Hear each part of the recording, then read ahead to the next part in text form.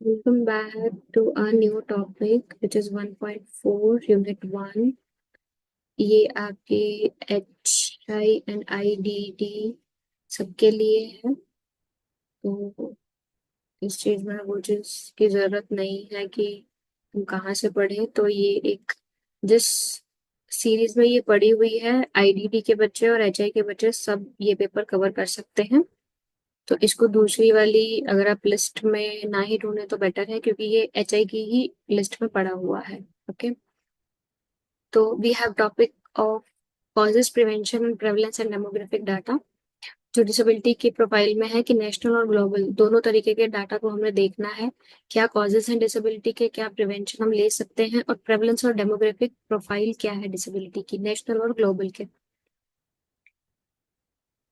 National and global causes of disability. National causes और global causes में क्या आता है कि नेशनल हो गया कि हमारे अंडर में जो चीजें आती हैं, ग्लोबली मतलब कि जो बड़े लेवल पे, या हम बोलते हैं कि पूरे वर्ल्ड में जो मोस्ट कॉमन कॉजेज बनते हैं वो।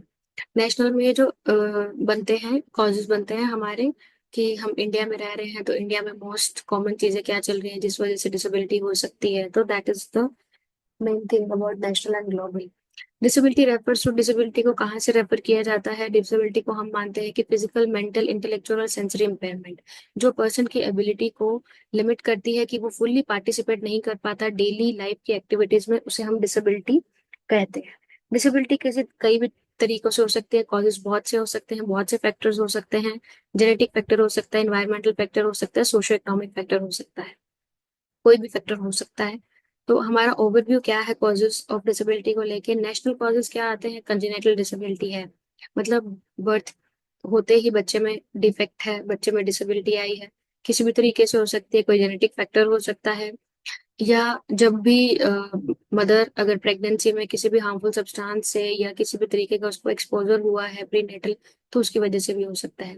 किसी टाइप की इंजरी हो गई है मदर को at the time of pregnancy, और या फिर आफ्टर जस्ट डिलीवरी उसका बच्चे की कोई भी ऐसी किसी भी टाइप की इंजरी हो गई है, तब भी हम उसको नेशनल कॉजेज में इंक्लूड करते हैं।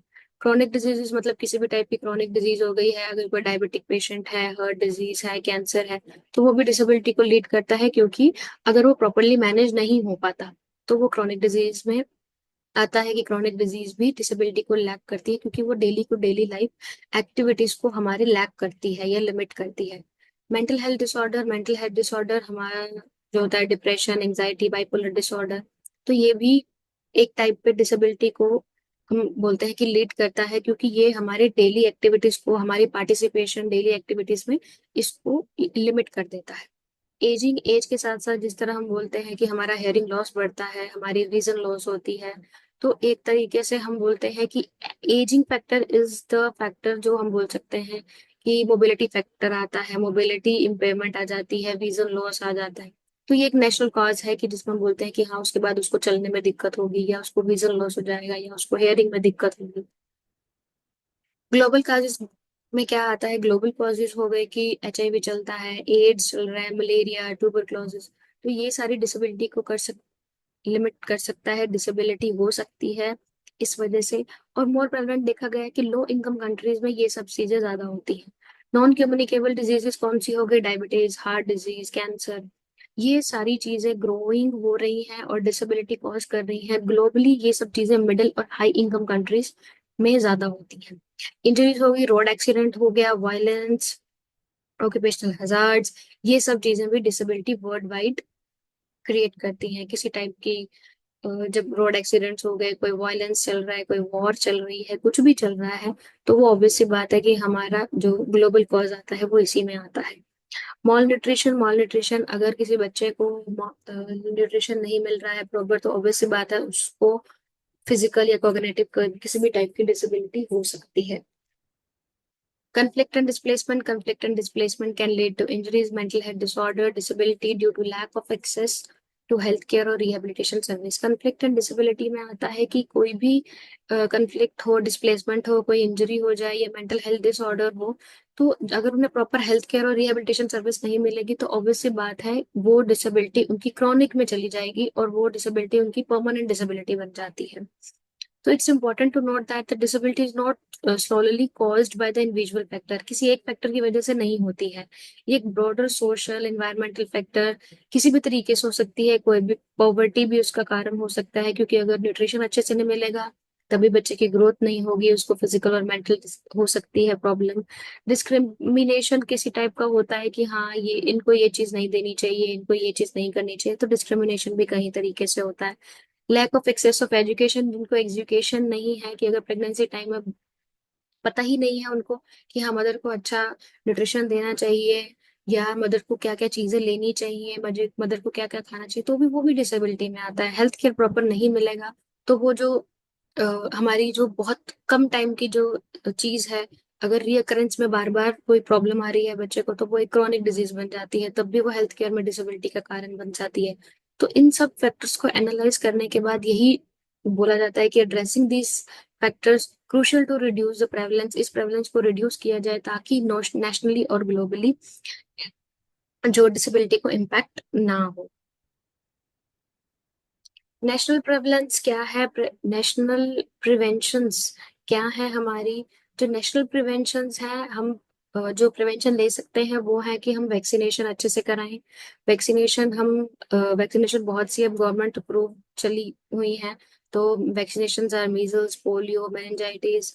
और प्रिवेंट डिसेबिलिटी, जो डिसेबिलिटी को इन सब चीजों से जो डिसेबिलिटी को प्रिवेंट कर सकते हैं, तो वो चीजें हैं हमारी वैक्सीनेशन। इंजरी प्रिवेंशन, हमें बहुत से जैसे चीजें हो गई हैं आजकल की, रोड एक्सीडेंट्स हो रहे हैं, वर्क प्लेस हैजार्ड्स हैं, वायलेंस है, उनको रिड्यूस करना चाहिए ताकि इससे डिसेबिलिटी का इंसिडेंस जो है वो रिमूव हो जाए, वो रिड्यूस हो जाए। तो हमें जो इम्प्लीमेंट पॉलिसीज हैं, प्रोग्राम्स हैं, उसको इम्प्लीमेंट करना चाहिए प्रॉपर वे से। अर्ली डायग्नोज एंड ट्रीटमेंट, अगर किसी भी चीज को लेके जैसे क्रोनिक डिजीज होने का वेट नहीं करना चाहिए, डायबिटिक है, कैंसर है, कुछ भी सिम्टम्स मिल रहे हैं तो अर्ली डायग्नोज और treatment is very important, so that हम प्रिवेंट कर सके कि वो डिसेबिलिटी में ना हो। Healthy lifestyle is the most important thing जो आज के टाइम पे इम्पोर्टेंट है, ऑब्वियसली। क्योंकि हम एनकरेज करेंगे, अगर हेल्दी लाइफस्टाइल को, रेगुलर एक्सरसाइज करेंगे, हेल्दी डाइट लेंगे, तो ऑब्वियसली बात है हमारी जो क्रॉनिक डिजीज है वो हमें क्रॉनिक पहुंच डिजीज को वहां तक पहुंचने में भी हम कर सकते हैं, उसको रिड्यूस कर सकते हैं, और हमारी वो क्रॉनिक डिजीज डिसेबिलिटी में कन्वर्ट नहीं होगी। Accessible health care, insuring that health care services are accessible and affordable to all. Government की तरफ से ये भी सारी चीजें जरूर होनी चाहिए कि हमारे लिए हेल्थ केयर सर्विसेज, जो मिडिल क्लास है या जो बहुत पुअर है, उनके लिए भी हेल्थ केयर सर्विसेज असेसिबल होनी चाहिए ताकि वो अफोर्डेबल हो ऑल, सबके लिए, रिगार्डलेस सोशो इकोनॉमिक स्टेटस को देखते हुए। But can prevent disability caused by lack of access to health care, ये भी प्रिवेंशन हम कर सकते हैं कि हेल्थ केयर हम प्रॉपर वे से उस हिसाब से रखें कि हर कोई उसको अफोर्ड कर सके। Now what is global prevention, अब ग्लोबल प्रिवेंशन क्या कर सकते हैं, सैनिटेशन एंड हाइजीन। सैनिटेशन और हाइजीन हम प्रॉपर रखेंगे तो हमारे कम्युनिकेबल डिजीज फैलती कम है, जो डिसेबिलिटी और लो इनकम कंट्रीज में कम डिसेबिलिटी हमारे देखने को मिलेगी। न्यूट्रिशन इंटरवेंशन, ये न्यूट्रिशन इंटरवेंशन बहुत इंपॉर्टेंट है। जब तक न्यूट्रिशन इंप्रूव नहीं होगा, पर्टिकुलरली इन चाइल्डहुड, तो मॉल न्यूट्रिशन की जो प्रॉब्लम है वो कम नहीं होगी और डिसेबिलिटी कम नहीं होगी। तो सबसे इम्पोर्टेंट प्रिवेंशन ग्लोबली क्या है कि हमें न्यूट्रिशन इंटरवेंशन करना चाहिए, कि प्रॉपर न्यूट्रिशन जरूर मिले किसी भी प्रेग्नेंट लेडी को और किसी भी बच्चे को, सो दैट उनमें जो डिसेबिलिटी के चांसेस है वो रिड्यूस हो जाए। एजुकेशन एंड अवेयरनेस, एजुकेशन और अवेयरनेस भी जरूर होनी चाहिए। मोस्टली तो हम बोलते हैं कि एजुकेशन लो क्लास एरिया वाले जो लोग होते हैं, झुग्गियों वाले होते हैं, झोपड़े वाले होते हैं, इन लोगों में एजुकेशन इस टाइप की बिल्कुल नहीं होती है, और यहाँ से ही डिसेबिलिटी ज्यादा निकलती है, यहाँ से ही कम्युनिकेबल डिजीजेस ज्यादा निकलती हैं।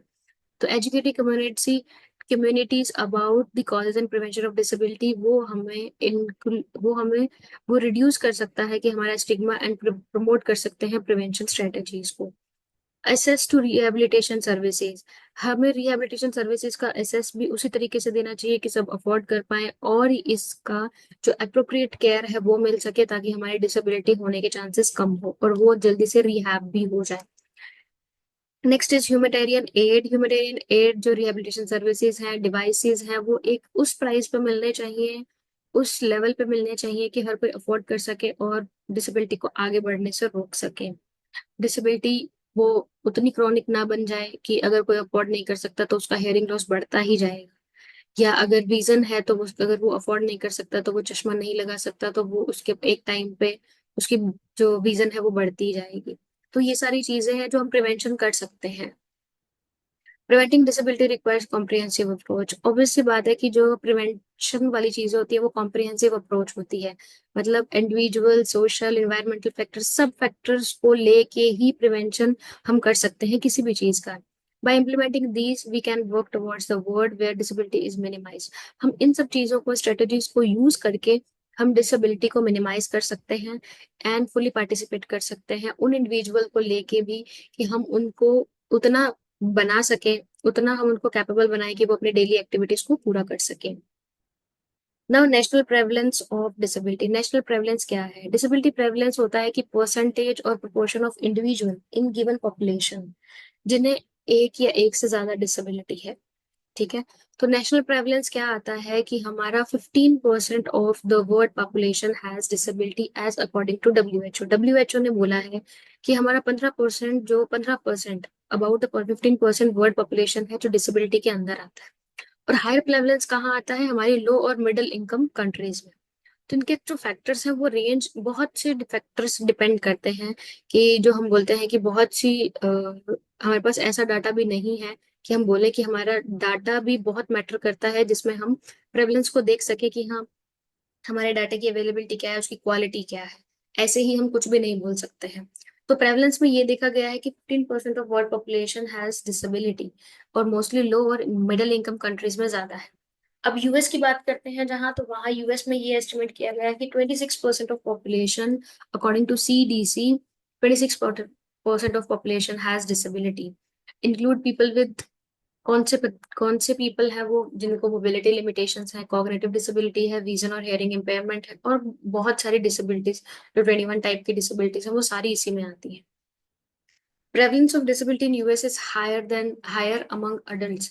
जो ओल्डर अडल्ट हैं, वुमेन है, and people living in poverty है, उनमें ज्यादा है ये सारी चीजें। इंटरनेशनल प्रेवलेंस क्या बोलता है? इंटरनेशनल प्रेवलेंस, ये नेशनल प्रेवलेंस था। अब ये इंटरनेशनल प्रेवलेंस क्या बोलता है कि जो प्रेवलेंस ऑफ डिसेबिलिटी है वो वेरी करता है country to country and region to region. ठीक है। रिलायबल डाटा लैक करता है, बट फिर भी हमारा एस्टिमेशन यही बोलता है कि लो मिडिल इनकम कंट्रीज जो हैं उनमें ज्यादा है, वेयर एक्सेस ऑफ, जिसमें हेल्थ केयर और रिहेबिलिटेशन सर्विसेज कम है। अब ऑब्वियस सी बात है कि हेल्थ केयर और रिहेबिलिटेशन सर्विस नहीं मिलेगी अगर, तो ऑब्वियस सी बात है कि हमारे डिसेबिलिटी होने के या डिसेबिलिटी के प्रेवलेंस बढ़ने के चांसेस ज्यादा है।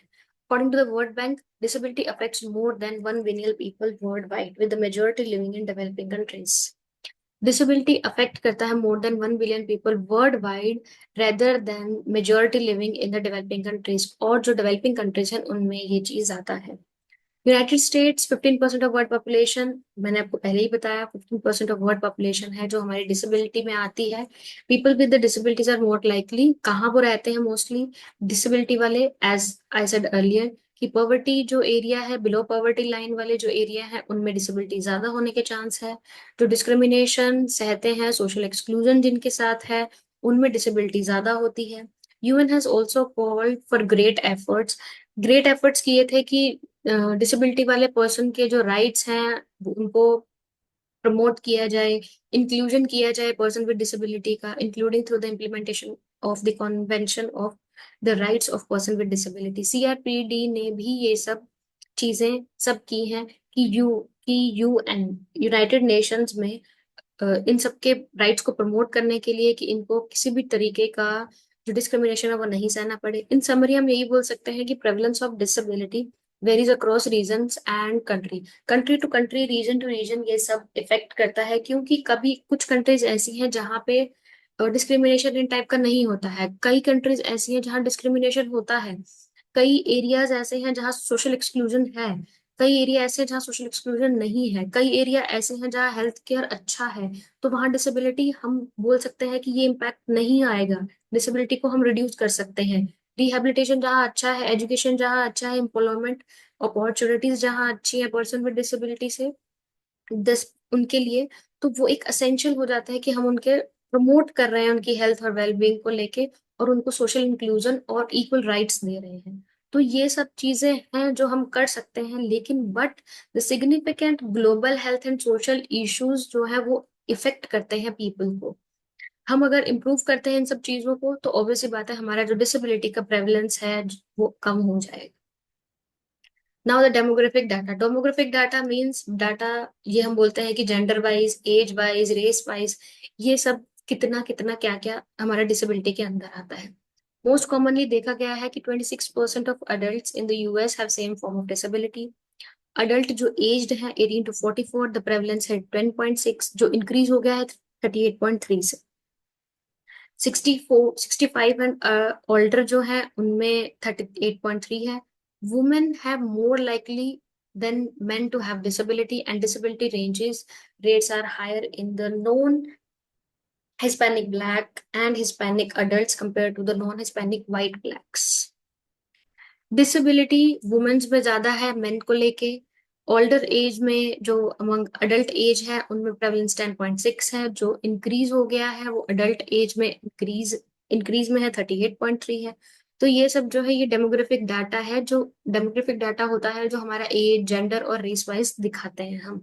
तो ये डाटा आप याद भी कर सकते हो, और अगर आपको नहीं भी याद करना तो आप इतना भी कर सकते हो that women have likely more have disability, जो उनमें ज्यादा होती है।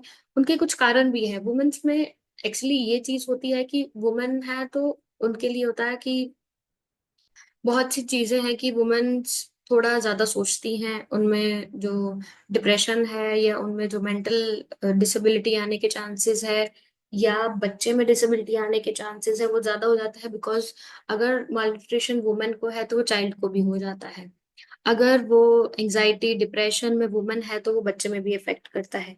तो women are more likely because men have tendency to let go things, women don't have that tendency. उनको जल्दी वो लेट गो नहीं कर पाती हैं थिंग्स को, उनको क्लैरिटी चाहिए होती है।